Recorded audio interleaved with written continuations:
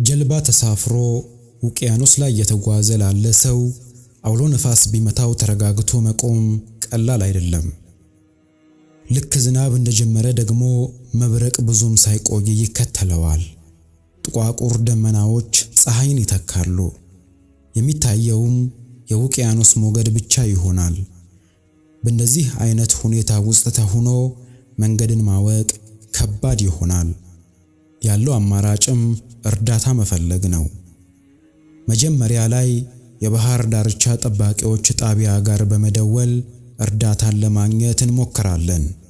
በእንደዚህ አይነት የአየር ሁኔታ ውስጥ ምላሽ ማግኘት ከባድ ይሆናል። ከዚያም በተቻለን አቅም የጀልባዋን አቅጣጫ ለመቀየር እንሞክራለን። ይህም ድካም እንጂ መፍትሄ ላይሆን ይችላል። የነፍስ አድን ጀልባም እንዲመጣልን እንመኛለን። ይህም የማይታሰብ ነው። የምንችለውን ነገር ካደረግንና ከደከመን በኋላ በመጨረሻም ፊታችንን ወደ ላይ እናዞራለን።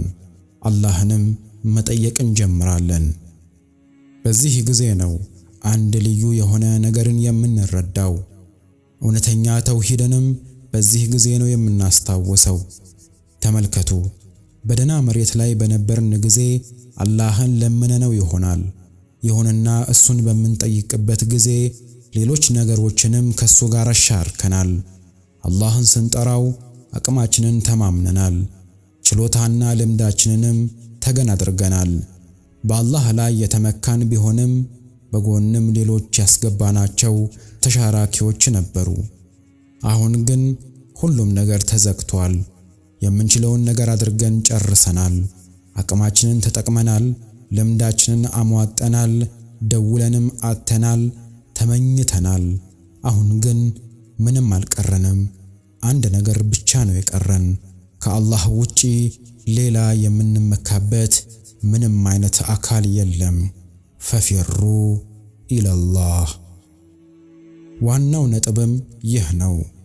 በጣም በምንፈልጋቸው ጊዜና እርዳታቸውን በምንከጅል ጊዜ ሁሉም የፍጥረታት በሮች ለምን እንደሚዘጉ አስበን እናውቃለን? አንዱን ስናንኳኳ ይዘጋል። ወደ ሌላኛው ስንሄድ ተዘግቶ ይጠብቀናል። ከቤት ወደ ቤት እየሄድን አንኳክተን እንዲከፈትልን ፈልገን ምላሽ እናጣለን። አንዱም አይከፈትልንም። በአንድ ጊዜ ተጠግተናቸው የነበሩ በሮች ራሳቸው በድንገት ተዘግተው ይጠብቁናል። ለምንድን ነው ይህ የሚሆነው? ተመልከቱ፣ እኛ ሰዎች አምላክ ብቻ ጠንቅቆ የሚያውቀው አንድ ባህሪ ያለን። እኛ ሁሌም ፈላጊዎች ነን። እኛ ደካሞች ነን። በተቃራኒው ደግሞ እንቸኩላለን። ትዕግስት የለንም። ችግር ውስጥ ስንሆን እርዳታ እንድንፈልግ እንገፋፋለን። ይህ የአላህ ዕቅድ ነው። አየሩ ሰላም በሆነና ምቹ በሆነ ጊዜ እኛ እርዳታን አንጠይቅም። አንድ ሰው መሸሸጊያና መጠለያ የሚፈልገው መች ነው? ችግር ሲነካው ነው ለእርዳታ እጁን የሚዘረጋው። ስለዚህም አላህ ሱብሓነሁ ወተዓላ ችግርን ወደኛ ይልካል። እሱ ሁኔታን ፈጥሮ እኛ ፍላጎታችንን እንዲበረታ ያደርጋል። በዚህም መጠለያ እንድንፈልግ ያደርገናል። መጠለያ ፍለጋም እንሯሯጣለን። እርዳታን ስንፈልግ ግን ትዕግስት ከማጣታችን የተነሳ እርዳታው በቅርቡ እንዲመጣልን፣ መከራው ቀላል እንዲሆንልን እንፈልጋለን። በምናየው በምንሰማውና በምንነካው ነገር ውስጥ በሙሉ እርዳታው እንዲኖር ምኞታችን ነው። በቀላሉ በአቋራጭ እንዲሆን እናስባለን። እርዳታው ከፍጡራን እንዲሆን እንዲሁም ከኛው ከራሳችንም እንዲመጣ እንከጅላለን። እርዳታው በጣም ቅርብ በሆነ ነገር ውስጥ እንዲኖርልን እንመኛለን። ይህ ዱንያ ነው። ዱንያ የቅርብ ነገር ነው። እንዲህ አይነት እርዳታዎችን የምንፈልግ ከሆነ ደግሞ እዚሁ ዱንያ ላይ ብቻ ነው የሚጠቅሙን። ይሁንና ከዱንያ በላይ የቀረበ ነገር አለ። እስቲ ለናንተ በጣም ቅርብ የሆነን ነገር አስቡ። ይህን ጥያቄ አብዛኛውን ሰው ብንጠይቅ የራሱን አካል ወይንም ዘመዱን ሊጠራ ይችላል።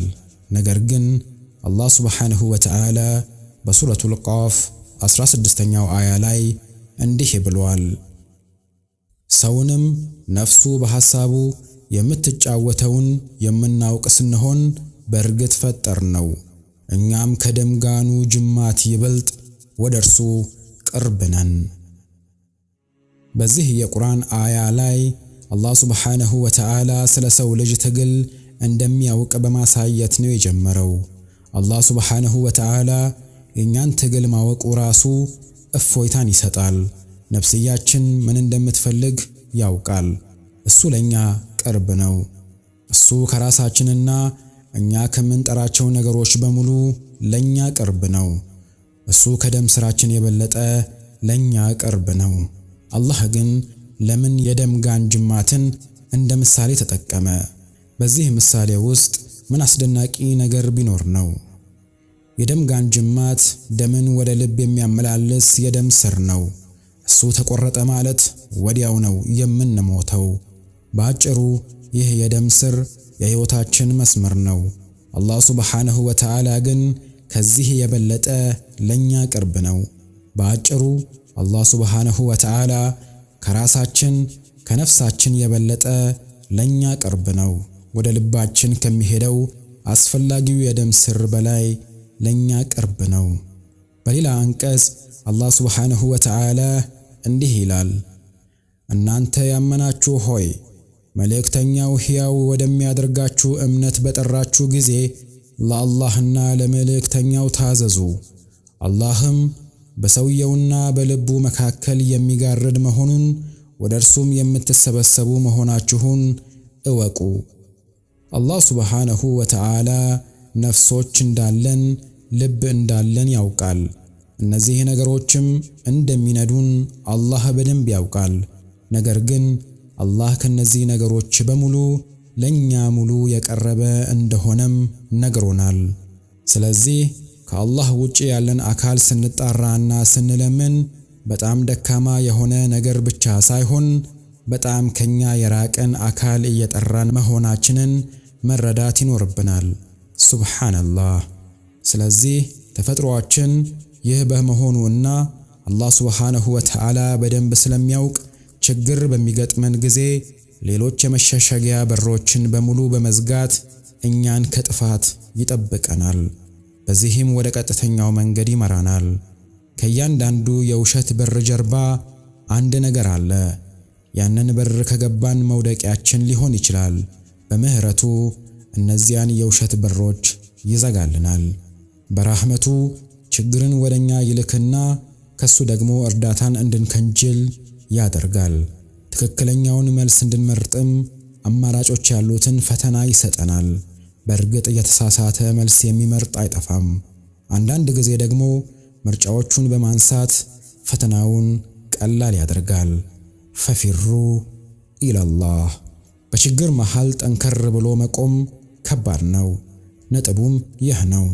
ችግሮችን ወደኛ በመላክ እንድንበረከክ ያደርጋል።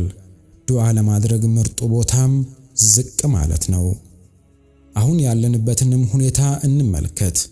አብዛኞቻችን የተፈጠርንለትን ዓላማ ዘንግተናል። ሁላችንም በማያገባን ነገሮች ውስጥ ተዘፍቀናል። እምነታችንን ረስተን ከእምነታችን ርቀናል። ቡድኖችን ፈጥረን ለቡድን ወግነናል። እስልምናን ትተን ዓለምን መርጠናል። በዚህ ሁሉ መከራ አንድ ጠላት ተልኮብናል። ቤቶቻችንን አፈረሰ፣ ወደ መስጂዶቻችን ዘለቀ። ንቀትና ጥላቻ በተሞላበት መልኩ የአላህን ቤትና የአላህን ቃል ለማራከስ ሞክረዋል። አሁን ደግሞ ሕይወታችንንም መንጠቅ ጀምረዋል። ይህ ሁሉ ታዲያ ከነበርንበት ድቅድቅ ጨለማ እንድንነቃ ተፈልጎም ሊሆን ይችላል። ፈፊሩ ኢለላህ። ወሰላሙ ዓለይኩም ወረሕመቱላሂ ወበረካቱሁ።